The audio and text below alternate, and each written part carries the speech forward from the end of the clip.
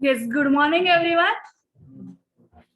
Yes, तो सारे CA foundation के स्टूडेंट्स हैं जो मई 2022 में सीए फाउंडेशन की एग्जाम लिखने वाले हैं ना। यस, सो किसी ने दिसंबर में ऑलरेडी एग्जाम दी है यहाँ पे? एक, okay, 50% of the students. And आपने फेल्यूर फर्स्ट टाइम देखा है लाइफ में, करेक्ट? 12th तक तो कोई फेल नहीं होता ना, पॉसिबल ही नहीं है। क्यों नहीं फेल हुए 12th तक? निगेटिव मार्किंग नहीं था इसलिए। सो निगेटिव मार्किंग रहता तो फेल हो सकते थे। क्या लगता है, जब 10th 12th फर्स्ट स्टैंडर्ड से 12th स्टैंडर्ड तक आपने स्टडीज किया, तब कभी दिमाग में आपके ऐसे था क्या कि पास होंगे या नहीं? एग्जाम देने के बाद आपके दिमाग में ये था पास होंगे या नहीं होंगे? तो क्या दिमाग में रहता था एग्जाम होने के बाद? पास तो कंफर्म होंगे, बट परसेंटेज कितने आएंगे?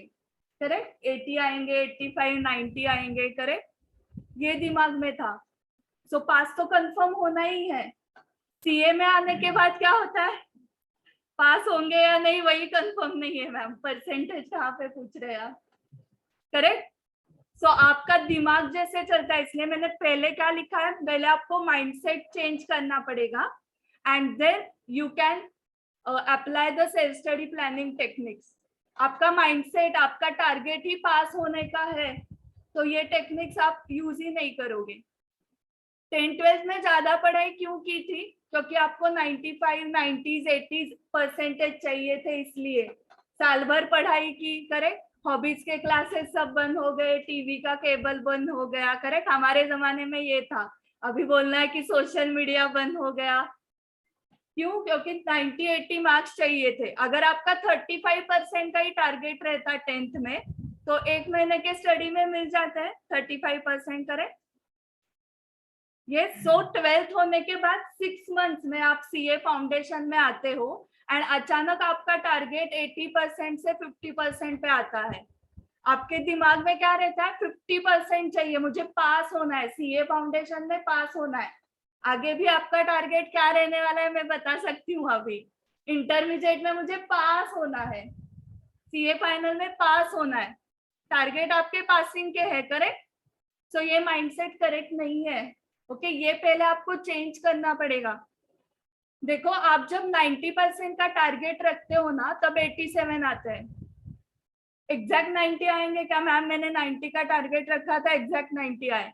अकाउंट्स में मैंने 95 का टारगेट रखा था, एग्जैक्ट 95 आ गए। ऐसे एग्जैक्ट होने वाला है क्या? सोचो, बहुत रेयर चांस में होता है। करेक्ट। तो आप एग्जैक्ट 50% के लिए टारगेट अगर रखते हो, तो एग्जैक्ट 50% आएंगे क्या? 200 का टारगेट रख के आप स्टडीज करोगे तो 200 नहीं आते हैं। 197, 180, 160, 150, आपने ये खुद एक्सपीरियंस किया है। करेक्ट। सो मेनली आपको सिर्फ पासिंग का टारगेट नहीं रखना है, ये आज चेंज करो माइंड से। फाउंडेशन, इंटरमीडिएट, फाइनल, जैसे आपको लाइफ में पता था कि ये एक ही बार देना है 1 to 12 स्टैंडर्ड, कभी दिमाग में आया कि इस साल नहीं हुआ 10 तो नेक्स्ट ईयर ट्राई करते हैं? ये लाइफ में एक ही बार करना है, वह आपको क्लियर है ना? बट ये क्लियर नहीं है कि फाउंडेशन एक ही बार करना है लाइफ में, इंटरमीडिएट एक ही बार करना है। आप गारंटीड से कितने स्टूडेंट्स बता सकते हैं मुझे कि मैम इंटरमीडिएट फाइनल भी एक ही गो में मुझे करना है और मैं कर सकता हूँ, मैं करके दिखाऊंगी? नहीं है ना। क्यों ऐसे नहीं है? क्यों कॉन्फिडेंस इतना लो हुआ है आपका? उसमें कुछ भी मिस्टेक नहीं है, आपकी कुछ भी मिस्टेक नहीं है। क्या होता है, हमारा माइंडसेट जो है वो सोसाइटी के हिसाब से हम चेंज कर रहे हैं। आप इसके बारे में सोचो। आपको 85, 90 क्यों चाहिए थे? एक रीजन है कि अच्छा कॉलेज चाहिए था, इसलिए 10th में मेहनत की। एंड दूसरा रीजन है कि सोसाइटी में फ्रेंड्स एंड रिलेटिव्स को परसेंटेज बताने पड़ते हैं इसके। करेक्ट। तो अच्छे मार्क्स मिले तो ही बता सकते हैं। ये दो रीजंस मेनली थे। ओके, बहुत सारा मुझे नॉलेज गेन करना है, हिस्ट्री का बहुत सारा नॉलेज मुझे चाहिए, ज्योग्राफी का बहुत नॉलेज चाहिए, इसलिए किसी ने भी पढ़ाई नहीं की है। ओके मुझे परसेंटेज अच्छे बताने को आने चाहिए लोगों को, इसलिए पढ़ाई की है सबने, करेक्ट। बट यहाँ पर सीए में आने के बाद सोसाइटी का क्या एक्सपेक्टेशन है आपसे? 80-90 का है?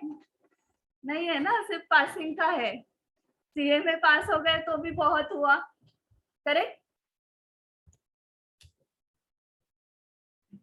सो इसलिए आप क्या टारगेट रखते हो? जो सोसाइटी में बताना है वही टारगेट है ना हमारा। सोसाइटी में क्या बताना है आपको? फाउंडेशन पास हो गए हम। आपको कुछ कोई पूछने वाला है क्या कि कितने परसेंटेज आए सीए फाउंडेशन में? आपके जो फ्रेंड्स पास हुए अभी, आप पहले क्या पूछते हो? पास हुए या फेल? अभी आप खुद सीए के स्टूडेंट्स हो इसलिए मार्क्स पूछते हो, बट जो नॉन सीए के स्टूडेंट्स हैं, आर्ट्स साइंस के, वो मार्क्स नहीं पूछते। अरे वो एंट्रेंस क्लियर हो गया सीए की, फर्स्ट गो में क्लियर हो गया, वो मार्क्स नहीं पूछते हैं, करेक्ट।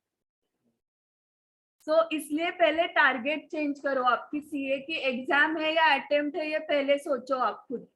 सो आपको सोसाइटी के हिसाब से टारगेट रखने हैं खुद के, या खुद को कुछ अच्छा लगना चाहिए ना।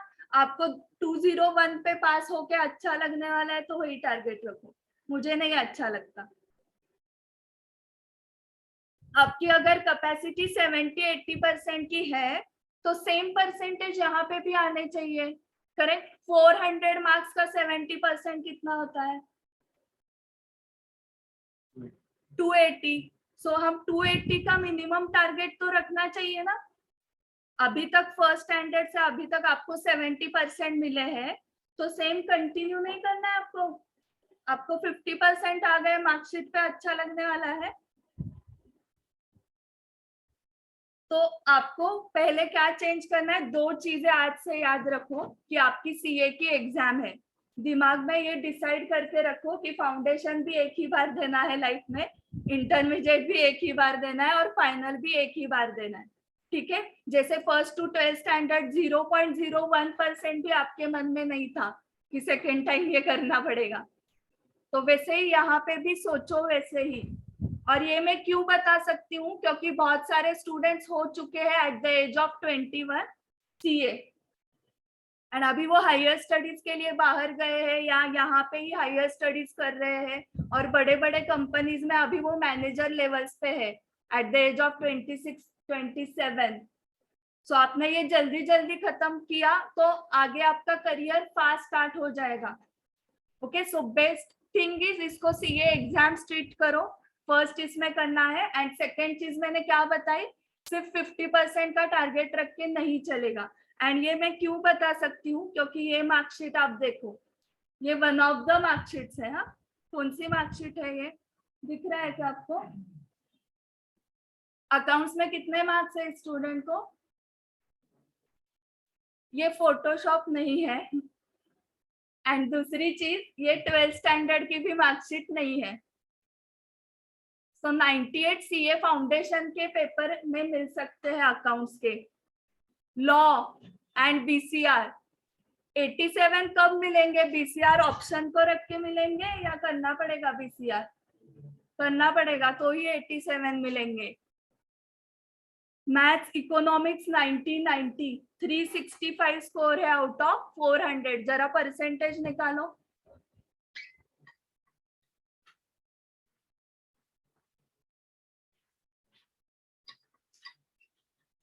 91 हो रहे हैं ना, उसके लिए भी कैलकुलेट करना।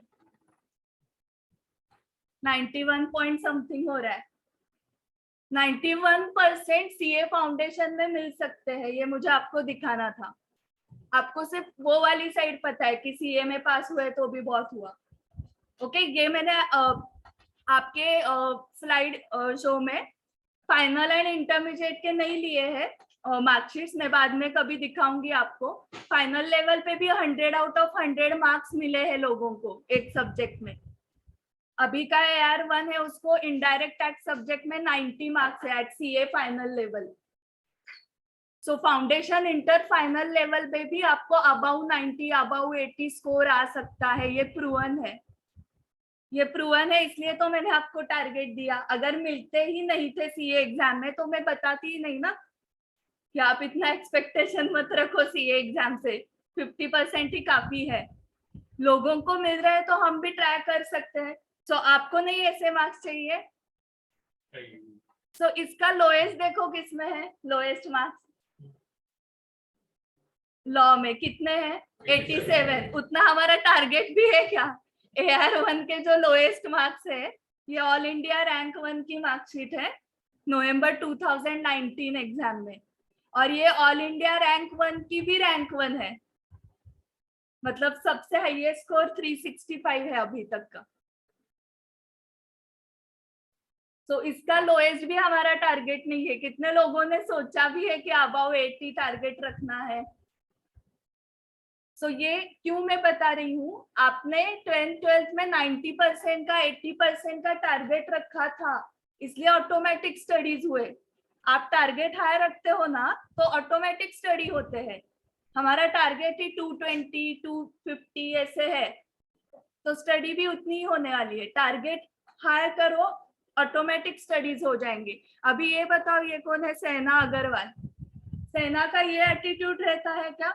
सेना ने ये एटीट्यूड रख के नवंबर 19 में एग्जाम दी होगी क्या कि सीए में पास हुआ तो भी बहुत हुआ? ये तो टारगेट उसका होता ही नहीं। करेक्ट? अगर वो ये टारगेट, पासिंग का टारगेट रख के एग्जाम लिखती तो ये स्कोर नहीं आता उसको। तो आपको समझ में आ रहा है इम्पोर्टेंस माइंडसेट चेंज करने का? कितने स्टूडेंट्स का इस सेशन के पहले टारगेट पासिंग होना था, सीए फाउंडेशन में पास होना है? 1 2, ये सच बोलने वाले लोग हैं, और ये क्लास के स्टूडेंट्स है तो इनको पहले से ही टारगेट पासिंग का दिया ही नहीं है, तो इसलिए इन्होंने हाथ ऊपर नहीं किया।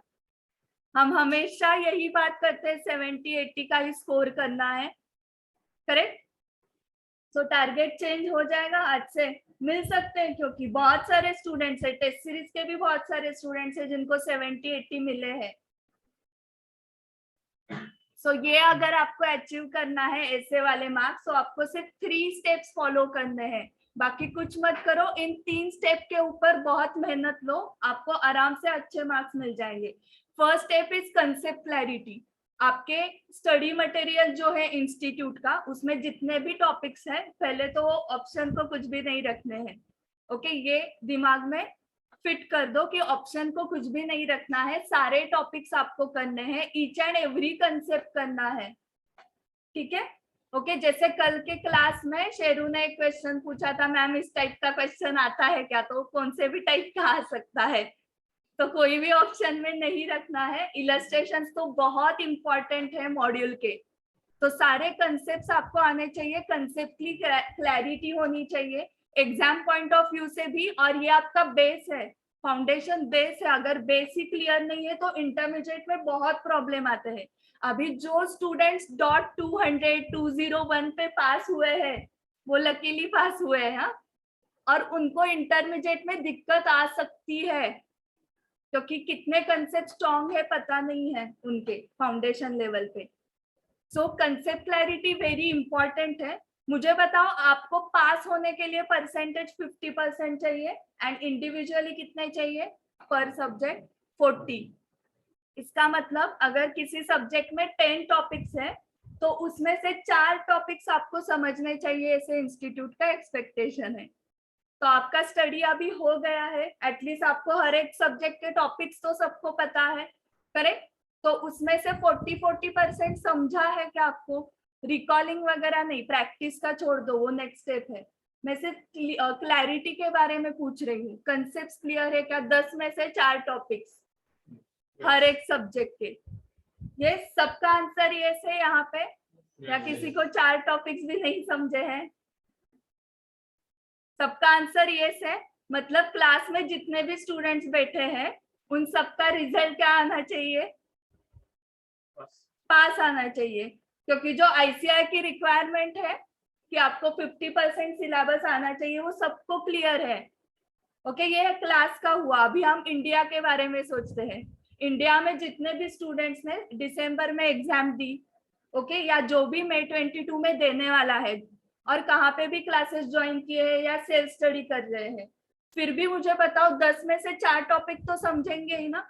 खुद से किया तो भी समझेंगे, क्लास लगा के भी समझेंगे, करेक्ट। तो स्टेप 1 में पूरा इंडिया पास है।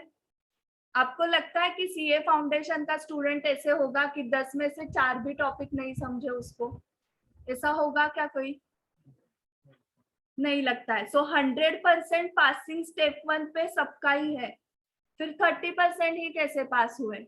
अगर सबको ही 4 टॉपिक्स के ऊपर समझा है तो 100% रिजल्ट क्यों नहीं आया? इसके बारे में सोचा क्या? 30% ही रिजल्ट क्यों आया? और वो भी हाई है। हाँ, 30% बहुत हाई रिजल्ट लगा है, इतना नहीं लगता है कभी। ओके, 20%, 15% इतना ही लगता है। सो बाकी 70 स्टूडेंट्स का कहाँ पे गलत हुआ? हाँ, सो स्टेप 2 एंड स्टेप 3 में स्टूडेंट्स गड़बड़ करते हैं बहुत। सबका रीजन यही है। अभी हम स्टेप 2 पे जाते हैं। ओके, स्टेप 1 में सारे स्टूडेंट्स ने हाथ ऊपर किया, 100% पास हो गया। अभी स्टेप 2 देखते हैं। जिन्होंने दिसंबर में एग्जाम दी है वो स्टूडेंट्स बताएंगे कि कितने स्टूडेंट्स की 4 to 5 टाइम्स सॉल्विंग प्रैक्टिस हुई थी। ICI module, past papers, past RTPs, past MTPs में 2018 से आपका सीए फाउंडेशन स्टार्ट हुआ है, करेक्ट। सो आपको ये सब बीओएस नॉलेज पोर्टल पे होता है, वो भी सब पता है, सब हाथ में दिया हुआ है इंस्टीट्यूट में। सिर्फ प्रैक्टिस आपको करनी है। इंस्टीट्यूट प्रैक्टिस करके आप पास नहीं हो सकते ना, प्रैक्टिस तो आपको ही करनी पड़ेगी। वो सिर्फ बुक्स प्रोवाइड कर सकते हैं, मटेरियल। ये 4 to 5 टाइम्स कितने स्टूडेंट्स का हुआ था? स्टडी मटेरियल के सारे इलस्ट्रेशन, एक्सरसाइज क्वेश्चन, आरटीपीज, एमटीपीज, आपको इसके फुल फॉर्म्स पता है, एंड पास्ट पेपर्स। 2 टाइम्स किसका हुआ था सॉल्व करके? 2 टाइम्स में 4 से डायरेक्टली 2 पे आ गई। हाँ, 3 स्टूडेंट्स का 2 टाइम्स हो गया था। ओके, सो अभी जो May 22 में फर्स्ट टाइम दे रहे हैं वो स्टूडेंट्स याद रखो कि 2 टाइम्स सॉल्व करके रिजल्ट क्या आया है। सो 2 टाइम्स सॉल्विंग प्रैक्टिस सफिशिएंट नहीं है। ओके, हमें यहाँ पे एक दूसरों के मिस्टेक से सीखना है, आपको खुद भी सीखना है।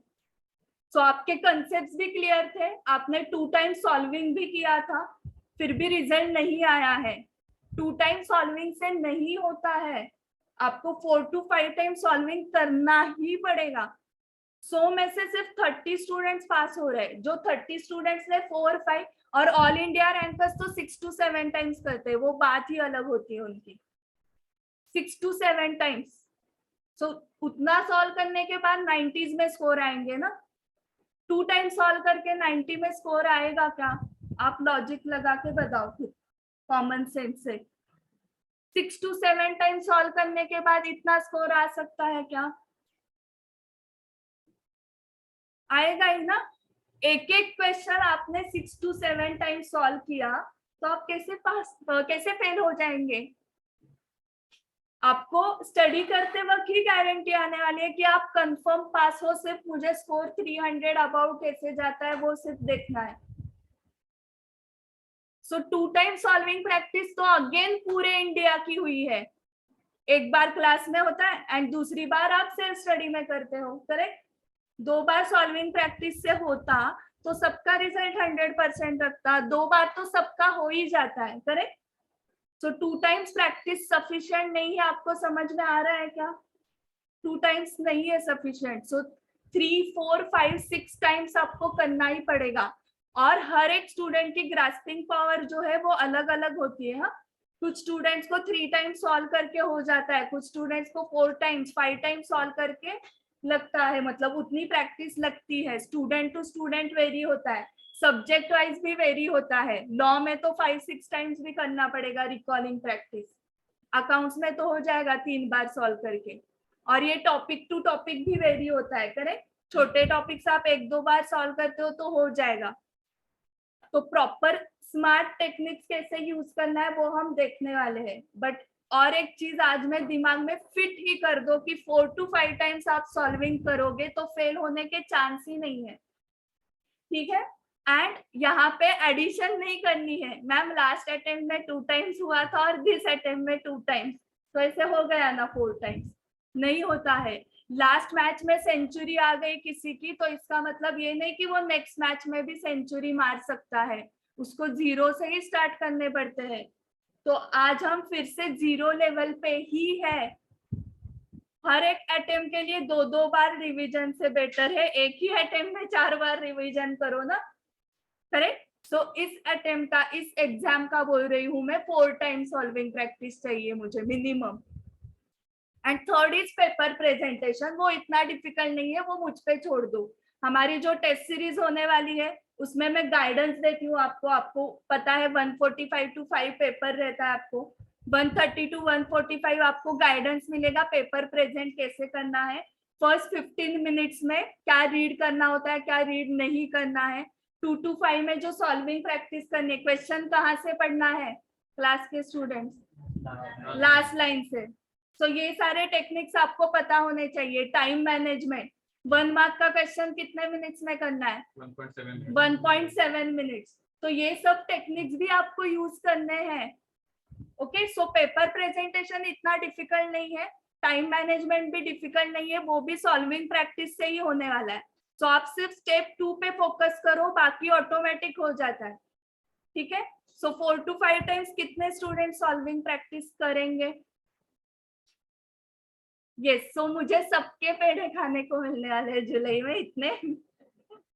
Great, wow. यस, सो देखो, मेन गोल है आपका सीए पास होना। ओके, तो हम स्टेप बाय स्टेप जाते हैं। सीए मतलब बहुत ही हो गया वो आगे का, अभी सोचते हैं सिर्फ सीए फाउंडेशन के बारे में। ठीक है, सो सीए फाउंडेशन क्लियर करने के लिए आपको एग्जामिनर को कन्विंस करना पड़ेगा, क्योंकि सब उसके हाथ में है, उसने मार्क्स दिए आपको, तो ही हम पास हो जाएंगे। तो उसको कन्विंस करना है, मतलब पैसे देके कन्विंस करना है क्या? तो नहीं, ये सिस्टम नहीं है आईसीएआई में। ओके, तो आपका पेपर कैसे आप लिख रहे हो उससे आपको कन्विंस करना है चेकर को। आप खुद भी उसके सामने जाने वाले नहीं हो, तो खुद का प्रेजेंटेशन भी इम्पोर्टेंट नहीं है। यहाँ पे पेपर का प्रेजेंटेशन आपका बहुत इम्पोर्टेंट है, जो हुई हमारी स्टेप 3। पेपर प्रेजेंट करने के लिए आपको पेपर विथ कॉन्फिडेंस लिखना पड़ेगा। आप बहुत सारे रियलिटी शोज देखते हो, जब स्टेज पे कोई परफॉर्मर आता है एंड वो कॉन्फिडेंटली वो एक्ट परफॉर्म करता है, तो ही उसका प्रेजेंटेशन अच्छा होता है, करेक्ट। सो जब वो कॉन्फिडेंटली कुछ डांस, सिंगिंग या एक्टिंग परफॉर्म कर रहा है, तो आपको उसकी मेहनत दिखती है ना, कि इसने बहुत सारी प्रैक्टिस की है, इसलिए तो इतना कॉन्फिडेंस से वो परफॉर्म कर रहा है, नहीं तो उसके मिस्टेक्स हो सकते हैं, करेक्ट। तो वो लाइव परफॉर्मेंसेस होते हैं ना, रीटेक नहीं है उसमें, लाइव परफॉर्मेंसेस है। तो आपका भी लाइव परफॉर्मेंस है एग्जाम में, रीटेक नहीं है। तो आप कॉन्फिडेंटली कब लिख पाओगे? अगर आपकी सॉल्विंग प्रैक्टिस बहुत हुई है। तो जहाँ पे आ गया स्टेप 2। एंड प्रैक्टिस करने के लिए आपको पहले कंसेप्ट क्लैरिटी होनी चाहिए। फॉर एग्जाम्पल, मुझे क्रिकेट की प्रैक्टिस करनी है, तो मैं डायरेक्टली प्रैक्टिस नहीं कर सकती, मुझे हाउ टू प्ले क्रिकेट, उसके रूल्स, उसके टेक्निक्स पहले सीखने पड़ेंगे। और वो सिर्फ सीख के फायदा होगा क्या? इंद्रजीत ने मुझे सिखा दिया कि क्रिकेट कैसे खेलना है, ओके, हाँ, तो मैंने बता दिया, हाँ इंद्रजीत अभी आ जाएगा मुझे क्रिकेट, तुमने सारे रूल्स समझा दिए एंड मैंने वो 3-4 बार रिवाइज किया, अभी आ जाएगा मुझे, अभी डायरेक्टली वनडे खेलने को जाते नहीं होने वाला है। सो सिर्फ टेक्निक्स पता है इसका मतलब, या कंसेप्ट क्लैरिटी है इसका मतलब परफॉर्म नहीं कर सकते। इंद्रजीत क्या बोलेगा मुझे, मैम आपको बहुत प्रैक्टिस करनी पड़ेगी, आपको सिर्फ अभी तक रूल्स पता है, टेक्निक्स पता है, आप पहले खुद खेलो, फिर खेलते वक्त जो भी मैं मिस्टेक्स करूंगी, सो इंद्रजीत बताएगा आप क्या मिस्टेक्स कर रहे हो, करेक्ट। तो वो हो गई मतलब टेस्ट सीरीज। सॉल्विंग प्रैक्टिस करने के बाद आप कुछ मिस्टेक्स कर रहे हो तो गाइड करना चाहिए ना, वो ट्रेनर है तो मुझे बताएगा ना कहाँ पे मिस्टेक्स हो रहे हैं। वैसे ही हम यहाँ पे ट्रेनिंग उसका देते हैं कि आप जो मिस्टेक्स कर रहे हो उसका गाइडेंस भी तो मिलना चाहिए, क्या मिस्टेक्स हो रही है। सो 1 to 1 आपका पेपर डिस्कस होने वाला है एंड फिर मिस्टेक सब कम होते होते आप प्रॉपरली मेन एग्जाम में परफॉर्म कर पाएंगे। सो आपको ये सर्कल समझ में आ गया। सो आपको चेकर को कन्विंस करने के लिए पेपर कॉन्फिडेंटली लिखना पड़ेगा। एक एग्जाम्पल देती हूँ मैं, आप खुद एग्जामिनर हो ऐसे समझो, एग्जामिनर मतलब पेपर चेकर इंस्टीट्यूट के, और आपके हाथ में एक पेपर आया है जिसमें बहुत सारा स्क्रैचिंग हुआ है, हर एक क्वेश्चन पे, हर एक पेज पे वो स्टूडेंट स्क्रैच करता है, क्या लगेगा उस पेपर के बारे में? वो स्टूडेंट कॉन्फिडेंट है?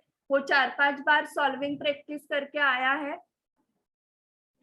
वो स्टूडेंट ना देखते हुए भी आपको उसके पेपर से समझ में आया कि वो स्टूडेंट कॉन्फिडेंट नहीं है, हर एक क्वेश्चन में स्क्रैचिंग होता है उसका। तो ये चेकर को समझता है आपकी कितनी पढ़ाई हुई है ना, वो पेपर से सब समझता है। जब स्टूडेंट्स लॉ के केस स्टडीज लिखते हैं ना, एंड प्रोविजन 1 लाइन की लिखते हैं and facts of the case 7-8 lines का लिखते हैं, एंड कंक्लूजन है, क्योंकि facts of the case copy करने हैं क्वेश्चन से, एंड जो खुद से रिकॉल करके लीगल लैंग्वेज लिखनी है वो 1-2 लाइन की है, तो वहां पे ही समझ में आता है कि लीगल लैंग्वेज की प्रैक्टिस नहीं की है। और एक चीज बताती हूँ आपको, हर एक क्वेश्चन में से एक एक सब क्वेश्चन सॉल्व किया है किसी ने। क्वेश्चन 3A किया है, फिर 2B किया है, फिर 5A किया है। क्या लगता है कितनी पढ़ाई हुई है उस स्टूडेंट की? आधा अधूरा लिख रहा है, मतलब कुछ तो ऊपर ऊपर से स्टडी करके आ गया है। तो फाउंडेशन पे ही यही हालत है, तो इंटर में इसको कैसे भेजेगा वो चेकर आपको? सो ये सभी चीजें चेकर को समझती है कि आप कितनी तैयारी करके आ गए हो, ठीक है? इसलिए पेपर प्रेजेंटेशन देखो कितना इंपॉर्टेंट है। वो कन्विंस हुआ, उसका माइंडसेट आपने चेंज किया तो ही वो मार्क्स देगा।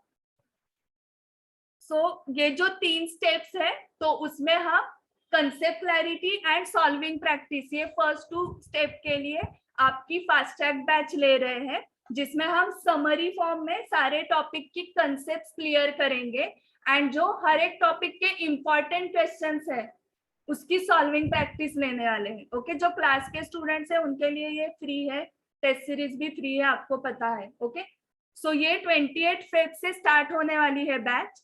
मॉर्निंग 7:30 टू आफ्टरनून 1:30 तक बैच रहेगी। चारों सब्जेक्ट्स डेली होने वाले हैं। 7:30 to 8:30 इकोनॉमिक्स रहेगा, 8:30 to 9:30 लॉ रहेगा, 9:30 to 11:30 मैथ्स रहेगा, एंड 11:30 to 1:30 अकाउंट्स रहेगा। सो ये डेली होने वाला है, बट ये हमने डिवाइड किया है 2 पार्ट्स में। 28 फरवरी से आपकी जो बैच स्टार्ट हो रही है, एंड मेन इंपॉर्टेंट क्लासरूम में बैच होने वाली है। ये फेस टू फेस भी है एंड ऑनलाइन जूम पे भी अवेलेबल है। तो जो स्टूडेंट्स, जितने भी स्टूडेंट्स फेस टू फेस आएंगे, प्लीज ट्राई करो, सारे स्टूडेंट्स फेस टू फेस के लिए कंपलसरी ट्राई करो। ओके, तो क्योंकि उसका बहुत इम्पैक्ट अलग ही होता है। आपके डाउट्स रियल टाइम पे यहाँ पे सॉल्व हो सकते हैं। इंटरनेट कनेक्टिविटी गई, एक फॉर्मूला आधा अधूरा ही समझा, फिर कनेक्टिविटी गई, फिर कनेक्टिविटी आ गई, ऑनलाइन में प्रॉब्लम्स होते हैं। ओके, अभी कोरोना का इतना डर नहीं है, आप इजीली आ सकते हो क्लासरूम में। सो देखो उसको डिवाइड कैसे किया है हमने। 15 मार्च तक, 15 मार्च 28 फरवरी से 14 मार्च तक आपका जो टेस्ट 1 है, जिसमें 50% सिलेबस है, उस 50% की फर्स्ट हम रिवीजन लेंगे, फिर आपको टेस्ट लिखनी है 15 मार्च टू 21 मार्च। फिर 22 मार्च से नेक्स्ट 50% सिलेबस की रिवीजन लेंगे 11 अप्रैल तक, एंड फिर 12 अप्रैल टू 18 अप्रैल आपको लिखना है test 2, and then test 3 and test 4 full syllabus के होंगे। क्लियर हुआ? सो टेस्ट 2 के बाद आपका सॉल्विंग प्रैक्टिस बहुत बार हो चुका होगा क्लास में भी, एंड 1:30 के बाद अगेन आप फ्री हो आपका स्टडीज करने के लिए। जो भी फास्ट ट्रैक बैच में होमवर्क दिया रहेगा वो आपको मेनली करना है, एंड 4 टेस्ट से 4 बार सॉल्विंग प्रैक्टिस हो जाएगा, जो हमारी रिक्वायरमेंट है पास होने के लिए। ओके, सो 3 टेस्ट तो फाउंडेशन की जो फास्ट ट्रैक बैच है उसमें 3 टेस्ट तो इंक्लूड ही है। जिन्होंने भी फास्ट ट्रैक बैचेस ज्वाइन किए हैं उनको टेस्ट सीरीज के लिए अगेन ये पेमेंट नहीं करना है, 3 टेस्ट इंक्लूड है, एंड जो रेगुलर क्लास के स्टूडेंट्स हैं उनको fast track batch, test series सब फ्री होता है, वो आपको पता है, तो आपको कुछ भी पेमेंट नहीं करना है अभी, ठीक है? ये एक प्लान देखो स्टूडेंट्स कैसे प्लान बनाते हैं, एंड विथ टेस्ट सीरीज अगर आपने प्लान किया तो कितना हेल्पफुल होगा। जनवरी तो में सबका ड्रीम होता है रैंक होल्डर। ओके, अभी तो आपका रैंक नहीं निकालते, लेकिन 350 360 का स्कोर ये स्टार्टिंग में रहता है, फिर बाद में हो जाता है अरे जस्ट पास हुए तो भी बहुत हुआ, क्योंकि पढ़ाई उतनी की नहीं रहती है ना। फिर रीडिंग स्टार्ट करते हैं, first reading, okay. But tension रहता है पास होंगे या नहीं होंगे, रीडिंग तो स्टार्ट करते हैं, ओके। सो बोथ ग्रुप वाले जहाँ पे इंटर एंड फाइनल है, वो बोथ ग्रुप से एक ग्रुप पे आ जाते हैं, आपको तो वो ऑप्शन नहीं है। फिर आता है कि अभी जो मेन टॉपिक्स है उतने ही करते हैं, बाकी ऑप्शन को छोड़ देते हैं, एंड ऐसे करके रिजल्ट डे को होता है और एक अटेम्प्ट। सो क्योंकि कैसे आप खुद से प्लान लगाओगे तो ये प्रॉब्लम्स आते ही है, सबको आते हैं, मुझे भी खुद आए थे। बट इसके लिए आपने प्रॉपर प्लान है, क्योंकि यहाँ पे टेस्ट ही है, 15 मार्च को आपको कुछ ऑप्शन है क्या? 50% कंपल्सरी करना ही पड़ेगा, 12 अप्रैल को नेक्स्ट 50% करना ही पड़ेगा, करेक्ट। तो आपका प्रॉपर प्लानिंग होता है, एंड जो 4 बार सॉल्विंग प्रैक्टिस है वो भी होता है। एंड प्लस मेरा जो एक्सपीरियंस है कि जितने भी स्टूडेंट्स टेस्ट सीरीज में टॉपर्स है या अच्छे मार्क्स से पास हुए हैं, वो सारे आज फाउंडेशन क्लियर है, वो आज अभी इंटरमीडिएट लेवल पे जा चुके हैं। बट टेस्ट सीरीज में परफॉर्मेंस अच्छा चाहिए, ओके। टेस्ट सीरीज सिंसियरली आपको देने हैं तो ही, ऐसे नहीं कि सारे स्टूडेंट्स पास हुए हैं टेस्ट सीरीज के, और उसका रीजन मुझे भी पता है क्यों फेल हुए हैं। टेस्ट सीरीज सीरियसली नहीं दी है, टेस्ट में अगर कम मार्क्स आए तो इंडिविजुअली मेरे साथ डिस्कस नहीं किए हैं पेपर्स, जो भी मिस्टेक्स टेकर्स ने बताया वो नेक्स्ट टेस्ट में इम्प्रूव नहीं किए हैं। अगर आप इम्प्रूवमेंट्स करते जाते हो तो ही स्कोर आएगा। ऑल इंडिया रैंकर्स जो है सीए फाइनल के, टोटल 11 ऑल इंडिया रैंकर्स है हमारे एकेडमी से at CA final and 6 rankers at CA foundation. So वो रैंकर्स फर्स्ट टेस्ट में फेल थे, ओके, 30s में मार्क्स थे उनको, फिर भी उन्होंने नेक्स्ट टेस्ट में इम्प्रूव करते गए वो। सो आपने इम्प्रूव किया तो ही रिजल्ट चेंज होगा। आप सेम मेथड यूज करते हो, जो चेकर्स ने बताया है वो इम्प्लीमेंट नहीं करते हो, तो कैसे रिजल्ट चेंज होगा, करेक्ट। सो टेस्ट में फेल हुए तो भी प्रॉब्लम नहीं, फर्स्ट टेस्ट में क्या मिस्टेक्स हुई है उसमें इम्प्रूव करना वो इम्पोर्टेंट है, ओके। और ये हमें अच्छा है कि पहले ही समझ में आ रहा है, आपको मार्च में ही समझ में वाला है, आपको जुलाई तक रुकने की ही जरूरत नहीं है रिजल्ट के लिए, ठीक है। मार्च में ही हमारा जब रिजल्ट आएगा तब हमें समझेगा, एंड हमें इम्प्रूवमेंट करने के लिए आगे 2 मंथ्स है। कुछ स्टूडेंट्स आते हैं डायरेक्टली अप्रैल में भी लास्ट टेस्ट लिखने के लिए, अभी लास्ट टेस्ट में वो फेल हो गए 15 डेज बिफोर एग्जाम, तो देखो क्या कॉन्फिडेंस लेवल रहेगा। 15 days before exam test series में वो फेल है, तो लास्ट टेस्ट में आने के बाद उनको टेक्निक्स भी लेट समझते हैं, जो स्टार्टिंग से है उनको टेक्निक्स फास्ट समझते हैं, क्लास के स्टूडेंट्स को तो ऑलरेडी पता है, बहुत सारे टेक्निक्स उनको ऑलरेडी बता दिए हैं, ओके। सो टेस्ट सीरीज आपने स्टार्टिंग से लिखा तो ज्यादा फायदा होगा, and time management and 4 time जो प्रैक्टिस है वो स्टार्टिंग से लिखी तो होने वाला है। जो लास्ट को आते हैं फुल सिलेबस की टेस्ट लिखने के लिए, वो कितनी बार सॉल्विंग प्रैक्टिस करके आए पता नहीं ना हमें, क्योंकि वो डायरेक्टली अप्रैल में आए हुए हैं। सो अभी हम सेल्फ स्टडी प्लानिंग स्टार्ट करते हैं। आपको इसमें से जितना भी इम्पोर्टेंट लग रहा है वो आप नोट डाउन करते जाओ, ओके। आपको अभी लगेगा हाँ सब याद है मुझे क्या नोट डाउन करना है, बट ये आपको मई तक याद रखना है, सो देखो कितना याद रहेगा। सो नोट डाउन करो, ये तो पॉइंट मैंने कवर किया है बट मैं फिर से कवर कर रही हूँ, क्योंकि बहुत ही इंपॉर्टेंट पॉइंट है ये। Coverage of ICI module, past papers, past RTPs, past MTPs, and ये सब 4 बार होने के बाद एडिशनल क्वेश्चंस को आप जा सकते हो, ओके। बट बहुत सारे स्टूडेंट जिनको अबाउट 300 मिले हैं उनको मैंने पूछा तो उन्होंने बताया एडिशनल क्वेश्चन रेफरेंस बुक कुछ नहीं किया था मैम, हमने यही सब इंस्टीट्यूट का किया था, वही 3-4 बार किया है। एंड हर एक सब्जेक्ट का आपके पास मेन टेक्स्ट रहेगा, मतलब मॉड्यूल, उसके साथ आपके पास रिवीजन के लिए कुछ तो नोट्स चाहिए, समरी चाहिए, ठीक है, एंड क्वेश्चन बैंक चाहिए। सो ये हर एक सब्जेक्ट का है क्या चेक करो, main text, summary notes and question bank, हर एक सब्जेक्ट का है क्या आपके पास?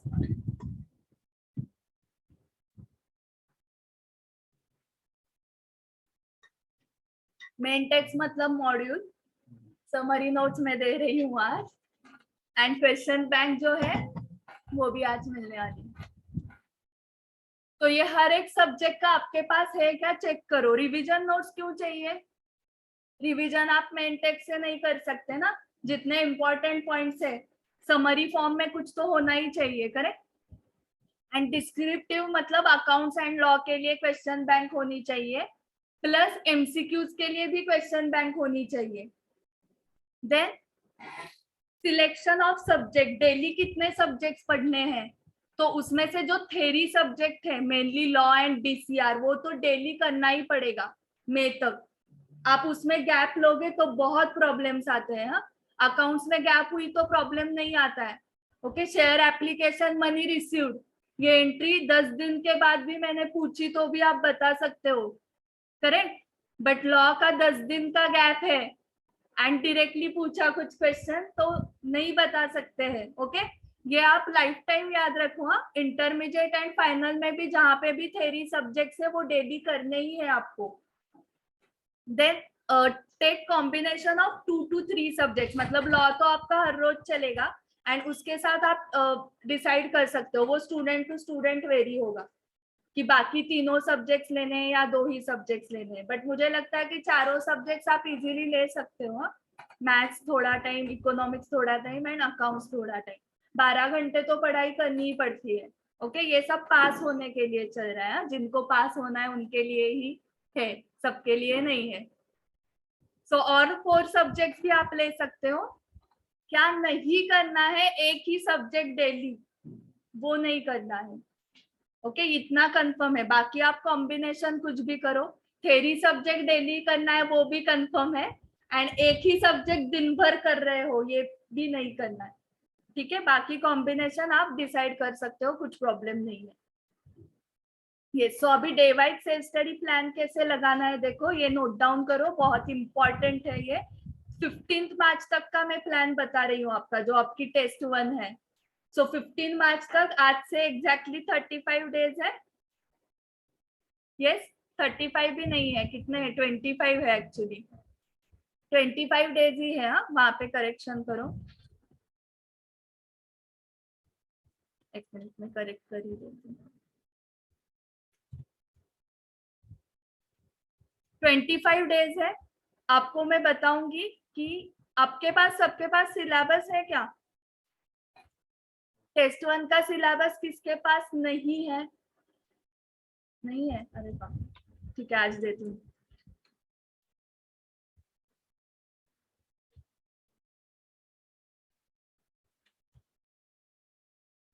सो this is test 1 syllabus, accounts का, लॉ का। सो अराउंड देखो 6 to 8 टॉपिक्स है, 7 है मैथ्स के एंड इसके 6 to 8 टॉपिक्स आ रहे हैं। ठीक है, ये पीडीएफ सबको मिलने वाली है। सो 6 to 8 टॉपिक्स है हर एक सब्जेक्ट के। सो इस पे ही अभी कॉन्सेंट्रेट करो 15 मार्च तक। 25 डेज है हमारे पास। सो 25 days divided bye 6 to 8 topics कितना होता है?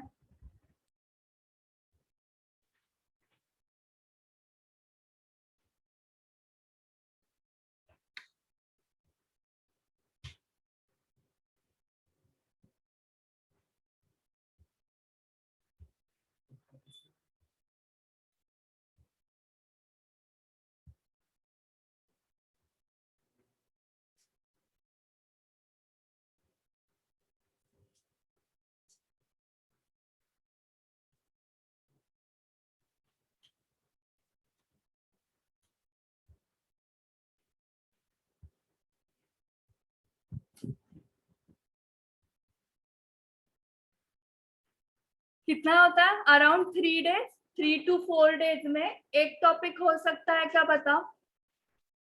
सो अभी तक हाथ में है हमारे, ऐसे नहीं हुआ है ना कि एक ही बॉल बचा है एंड 12 रन निकालने हैं। इस सिचुएशन तक मत आओ। हाँ, इस सिचुएशन तक मत आओ, फिर कुछ नहीं कर सकते बाद में। ओके, अभी हाथ में है आपके, 3 to 4 डेज में एक टॉपिक हो सकता है, बट एक ही सब्जेक्ट का नहीं, चारों सब्जेक्ट के एक एक टॉपिक्स करने हैं। ठीक है, सो इस हिसाब से आपको प्लान लगाना है। और उसके लिए मैं सेल्फ स्टडी प्लानर देती हूँ टेस्ट सीरीज के एंड क्लास के स्टूडेंट्स को। सो वो 3 मंथ्स का कैलेंडर रहेगा आपके लिए। काल निर्णय कैलेंडर नहीं है दिस ईयर। ओके, आपको मैं जो कैलेंडर देने वाली हूँ वो है आपके लिए। ओके, आपके स्टडी टेबल के सामने वो होना चाहिए, वही कैलेंडर सामने देखना है। उसमें डे वाइज लिख के रखना है कि कौन से टॉपिक्स करने हैं।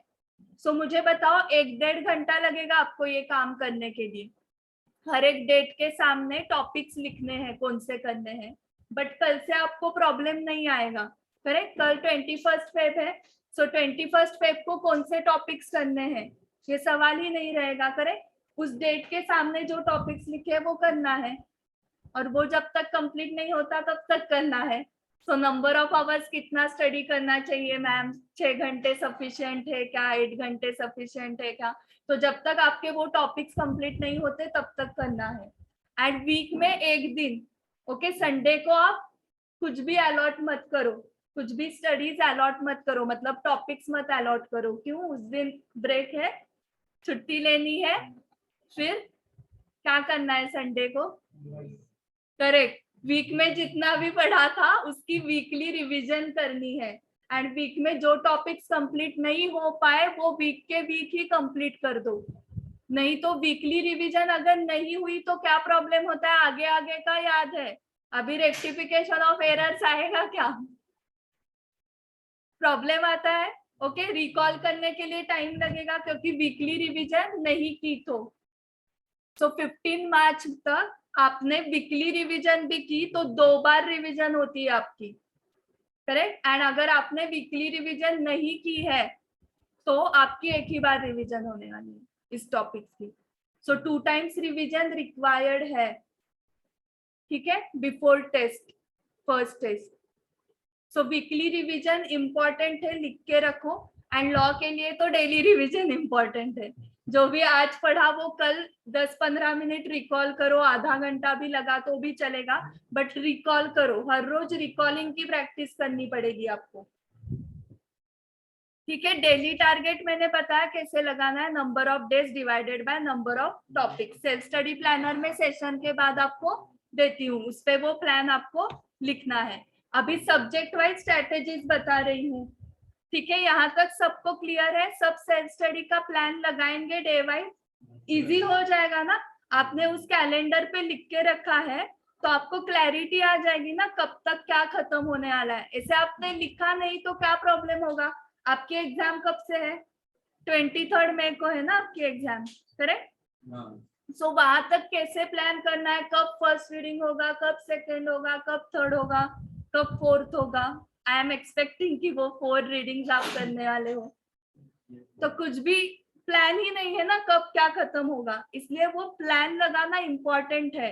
एंड 100% एग्जीक्यूट नहीं हुआ तो भी ठीक है, संडे को हो जाएगा। संडे को भी नहीं हुआ तो भी हमारे पास आगे डेज है ना, करेक्ट। 100% का सिलेबस जब है 2 टेस्ट 3 एंड 4, उसमें तो कवर हो ही जाएगा तब तक। 1-2 टॉपिक्स नहीं हुए अभी छोटे छोटे, तो भी आप बाद में कर सकते हो।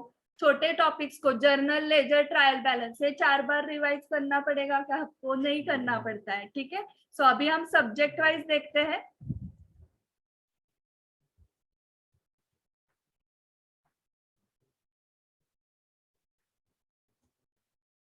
Yes, first is principles and practice of accounting, ये एक्चुअल नाम है उसका। सो अकाउंटिंग सब्जेक्ट के लिए आपके पास समरी होनी चाहिए, जो मैंने ऑलरेडी बताया, for all the subjects. Okay, उसके बाद आपको सॉल्विंग प्रैक्टिस करनी है। कितनी बार? 4 टाइम्स। ओके, अभी आप ही आंसर्स दोगे, हमने बहुत सारा कवर कर लिया है। अभी मैं देखने वाली हूँ कि आपको क्या क्या समझा है। एंड विथ टाइम मैनेजमेंट मतलब क्या? Within 17 minutes, correct Indrajit. So 17 minutes उसने कैसे कैलकुलेट किया बाकी स्टूडेंट्स को बताती हूँ मैं, कि आपका 100 मार्क्स का पेपर रहता है, 180 मिनट्स होते हैं, करेक्ट। सो जिन्होंने भी एग्जाम दी है उनको पता है कि आपका 10 मिनट्स बहुत जाता है। एडमिट कार्ड दिखाओ, बारकोड लगाना पड़ता है, उस पे साइन करो अटेंडेंस शीट पे, करेक्ट। तो इफेक्टिवली आपको सिर्फ 170 मिनट्स ही मिलते हैं लिखने के लिए। सो 170 मिनट्स अपॉन 100 मार्क्स, सो 1.7 मिनट्स है पर मार्क। सो 10 मार्क का क्वेश्चन आपका 17 मिनट्स में होना चाहिए, 20 मार्क्स का 34 मिनट्स में, 5 मार्क का क्वेश्चन 8.5, करेक्ट। सो 8 मिनट्स में होना चाहिए। ओके, सो ये टाइम मैनेजमेंट हम घर पे भी कर सकते हैं ना, सबको टाइमर लगाने को आता है, मोबाइल में टाइमर आप लगा सकते हो। सो आपको क्वेश्चन देख के समझता है कि ये 10 मार्क्स को आएगा, ये 15 मार्क्स को आएगा, ये 8 मार्क्स को आएगा। सो जितने भी मार्क्स है इंटू 1.7 करना है, ठीक है। पार्टनरशिप का क्वेश्चन 20 मार्क्स को अगर आ गया तो वो 34 मिनट्स में होना चाहिए। एवरेज ड्यू डेट का क्वेश्चन 5 मार्क के लिए आता है, तो वो आपका 8 मिनट्स में होता है या नहीं होता है, ये आपको चेक करना चाहिए ना। क्या लगता है आपको? आपका बीआरएस का क्वेश्चन 10 मार्क्स को आता है, तो 17 मिनट्स में बीआरएस होना चाहिए, करेक्ट। कंपनी अकाउंट्स के क्वेश्चन 10-12 मार्क्स को आते हैं। सो आपने टाइमर लगा के प्रैक्टिस की तो ही आपको ये समझेगा। मुझे बताओ, घर पे क्वेश्चन टैली होते हैं आपके, क्यों? क्योंकि टाइम का प्रेशर ही नहीं है ना घर पे, आप सिर्फ सॉल्विंग प्रैक्टिस करते हो। कितने स्टूडेंट्स ने टाइम लगा के सॉल्विंग प्रैक्टिस की थी दिसंबर के लिए घर पे? ये जो 4 to 5 टाइम्स मैं बता रही हूँ, सो तुम्हें इफेक्ट क्या लगा उसका? कॉन्फिडेंस आता है? कंप्लीट नहीं होता है। क्यों नहीं होगा? क्योंकि प्रैक्टिस नहीं है, इसकी वजह से। ओके, स्पीड कब बढ़ेगा? आज कार चलाना सीखा मैंने, आज डे 1 है मेरा, तो मैं डायरेक्टली फास्ट कार चला सकती हूँ क्या? बताओ, तो स्पीड कैसे बढ़ेगा? प्रैक्टिस से। मैंने डेली कार चलाई तो ही स्पीड बढ़ेगा ना, करेक्ट। डे 1 को तो स्लो ही होने वाला है, एंड अगर हमारी एग्जाम ही हमारा डे 1 है तो स्लो होने ही वाला है ना। तो पहले से ही अगर आप प्रैक्टिस करोगे तो आप फास्ट गाड़ी चला पाओगे। आपका डे 1 है ड्राइविंग का, मतलब 23rd में ही डे 1 है, तो स्लो ही होगा।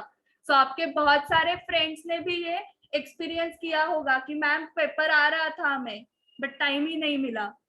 सो देखो, 15 to 20 मार्क्स का हर एक पेपर का छूट गया, तो आपको लगता है मैम 10-15 मार्क्स का ही छूट गया, 85 का तो सॉल्व करके आ गए हम। बट ऐसे 15 मार्क्स एक पेपर का हुआ, ऐसे 4 पेपर का मिलके हो गया 60 मार्क्स।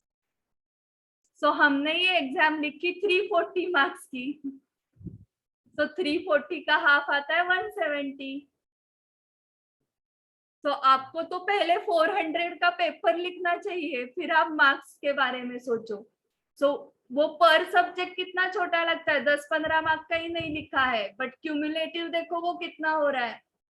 340 का पेपर लिख के कैसे स्कोर आएगा? फिर आपका परफेक्शन चाहिए। फिर ऐसे भी कुछ स्टूडेंट्स होते हैं कि उनको मिले हैं, बट वो जो लिखा है वो बहुत परफेक्ट है, आउट ऑफ ही आए हैं।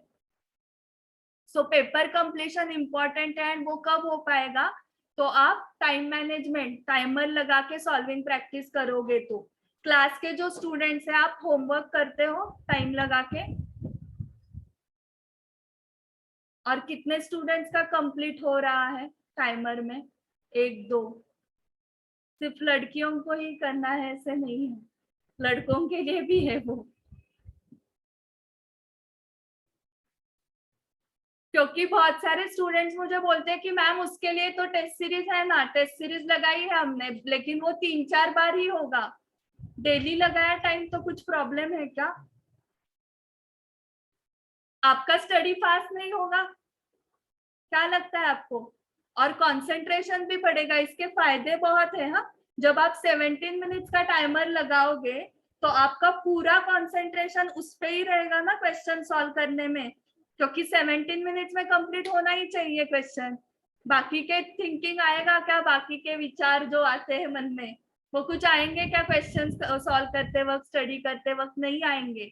सो इसके बहुत सारे फायदे हैं टाइम मैनेजमेंट के। बहुत छोटी चीज बताई मैंने, करने के लिए बहुत इजी है, मैंने कुछ अलग का टाइम दिया नहीं है आपका। जो भी आप सॉल्विंग प्रैक्टिस करते हो वो सिर्फ टाइमर लगा के करो, इतना ही बोल रही हूँ मैं। ट्रिक बहुत छोटी है, बट रिजल्ट बहुत बड़ा आने वाला है उसका, ठीक है। सो घर पे भी मुझे टाइम लगा के सॉल्विंग प्रैक्टिस चाहिए, सिर्फ टेस्ट सीरीज के लिए नहीं। सो कितने स्टूडेंट्स ये करेंगे आज बताओ मुझे? टाइमर लगा के सॉल्व करोगे क्या? हाथ ऊपर करके मुझे आंसर चाहिए आपसे। करोगे आप, ओके? मुझे पेढ़े चाहिए ना, इसलिए मैं आपसे करवा के ले रही हूँ। 100% लोग बोल रहे हैं तो करना भी है आपको, ठीक है? सिर्फ हाथ ऊपर करके नहीं होने वाला है। एंड और एक चीज अकाउंट्स के लिए, एडजस्टमेंट नोटबुक आपको प्रिपेयर करनी है, ओके? हमने क्लास में अभी तक की नहीं है, बट हम करने वाले हैं फास्ट ट्रैक बैच में डायरेक्टली। सो एडजस्टमेंट नोटबुक के लिए भी ज्यादा टाइम नहीं लगने वाला है। आप जब भी क्वेश्चन सॉल्व करते हो ना, तो उसके साथ एक फ्रेश नोटबुक बना, उसमें 4 कॉलम्स करो।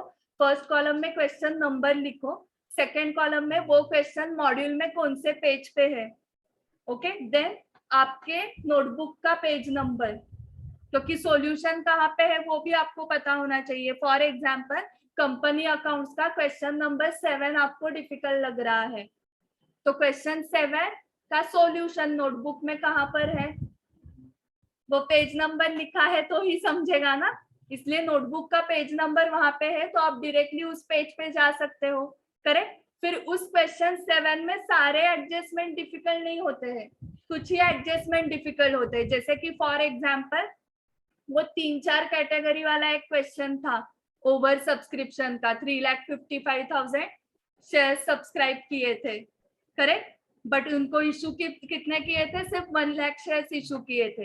तो 3 कैटेगरी वाले लोग थे उसमें, एक था फुल अलॉटमेंट वाला, दूसरे 2 प्रो रेटा अलॉटमेंट वाले थे, करेक्ट? तो मुझे बताओ, वो सिर्फ टेबल की आपने प्रैक्टिस की तो जर्नल एंट्रीज आते हैं ना आपको, वो टेबल के अमाउंट्स आपके करेक्ट आ गए, ओके? अलॉटमेंट पे कितना पे करना है, एक्सेस एप्लीकेशन मनी एडजस्ट किया है अगेंस्ट अलॉटमेंट, रिफंड कितना किया है, वो टोटल आपकी करेक्ट आई है टेबल की।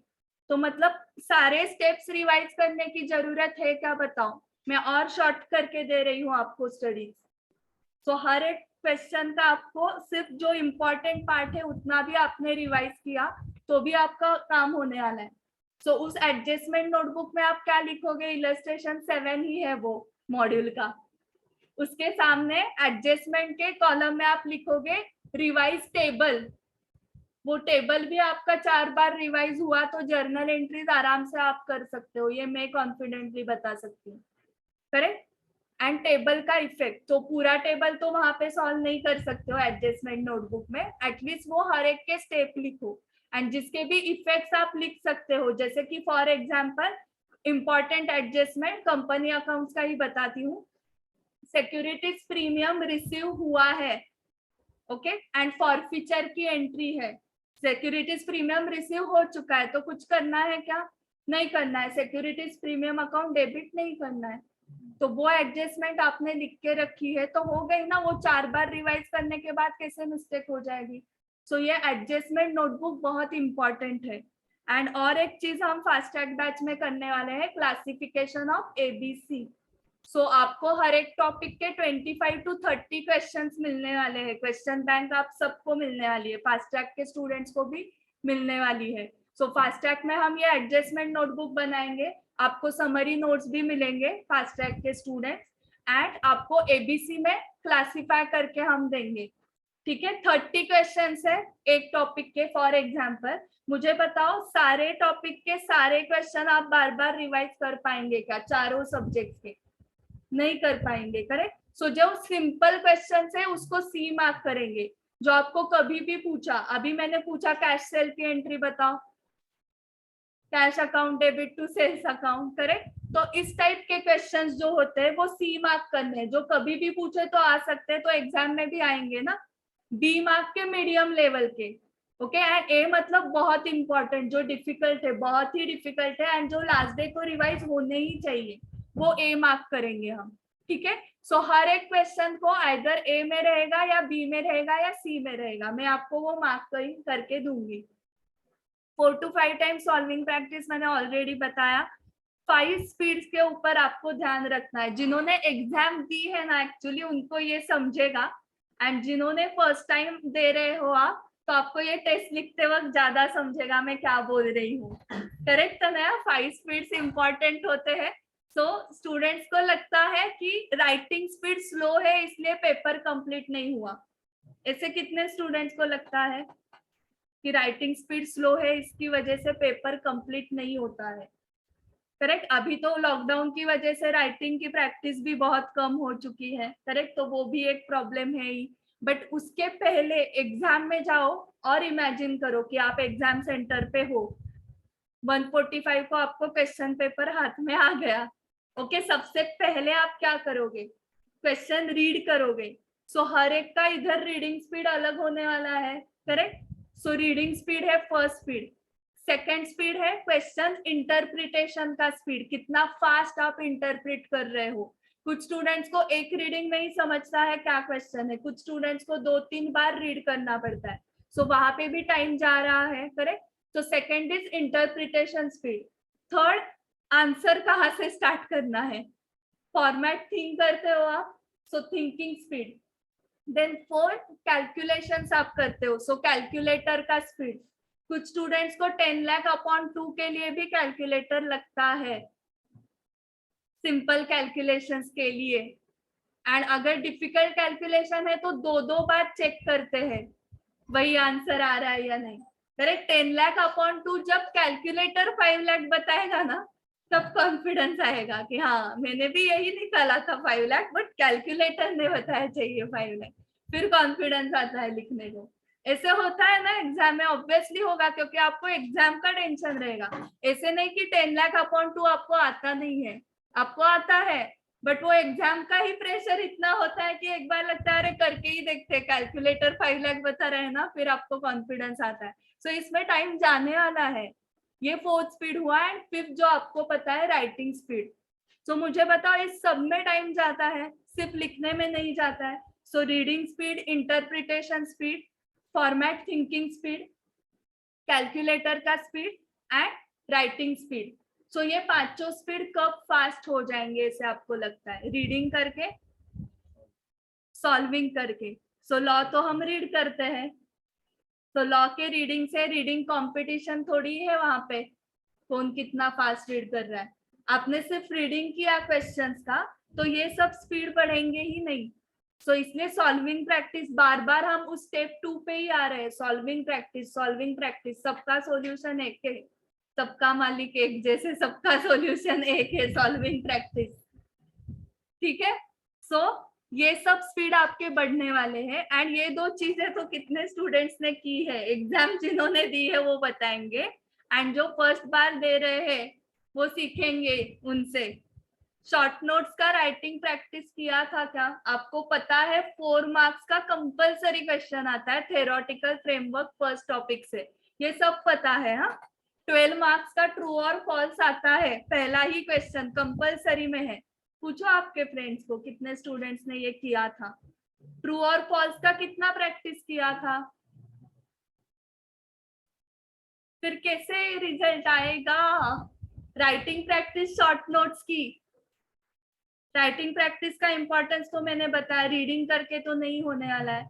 तो इसकी राइटिंग प्रैक्टिस मैं फास्ट ट्रैक में करके लेने वाली हूँ। मेरे सामने आपको ट्रू और फॉल्स लिखना है, विथ रीजन लिखना है, मेरे सामने ही करना है। आप घर पे कितना करोगे मुझे भरोसा नहीं है, मेरे सामने आपको ये करना है, ये दो, क्योंकि मुझे पता है ये दो आप करते नहीं हो। सो फास्ट ट्रैक बैच में मेरे सामने आपको क्वेश्चन के आंसर्स लिखने हैं, जो थ्योरेटिकल फ्रेमवर्क टॉपिक 1 के आते हैं, वो डिफरेंसेस लिखने हैं, शॉर्ट नोट लिखने हैं, करेक्ट। यस, सो ये हुआ अकाउंट्स के बारे में। Second is business laws and BCR. So business laws का तो मैंने बता दिया आपको, आपको डेली प्रैक्टिस करनी है। Read all provisions and make summary, ये फर्स्ट काम आपको करना है। सिर्फ समरी बन के हो जाएगा क्या? उसकी रिकॉलिंग प्रैक्टिस करनी पड़ेगी, ठीक है। सो रिकॉलिंग प्रैक्टिस आप कहाँ से करोगे? डायरेक्टली क्वेश्चन आंसर से करोगे। समरी आपको हर रोज पढ़नी है। ओके, फॉर एग्जाम्पल हमने एक टॉपिक के लिए 3 to 4 डेज लिए थे, तो वो 3 to 4 डेज आपको एवरी डे उस टॉपिक की समरी पढ़नी ही है, ठीक है। आपको ऐसे नहीं करना है कि 4 दिन फॉर एग्जाम्पल आपने लिए हैं। ओके, अभी बिजनेस लॉज के तो 2 ही एक्ट्स है आपको फर्स्ट टेस्ट में, एक इंडियन कॉन्ट्रैक्ट एक्ट है,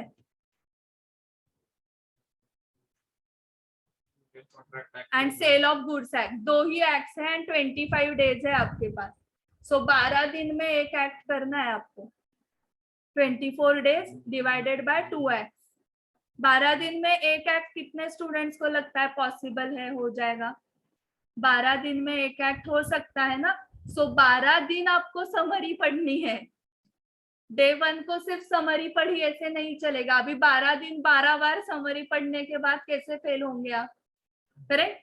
12 दिन जब तक वो कॉन्ट्रैक्ट एक्ट खत्म नहीं होता है तब तक हर रोज समरी पढ़नी है आपको। ये आप करो और फिर रिजल्ट दिखाओ मुझे कैसे नहीं आता है, देखती हूँ मैं। एंड इसके साथ क्वेश्चन आंसर्स की सॉल्विंग प्रैक्टिस करनी है। अगेन आपके पास 25 to 30 क्वेश्चंस रहेंगे इसके। ओके, सो क्वेश्चन पढ़ो एंड आंसर खुद से निकालो। मैं ऑफिशियल कॉपी अलाउड कर रही हूँ आपको स्टडी के टाइम। ऑफिशियल कॉपी मतलब क्या?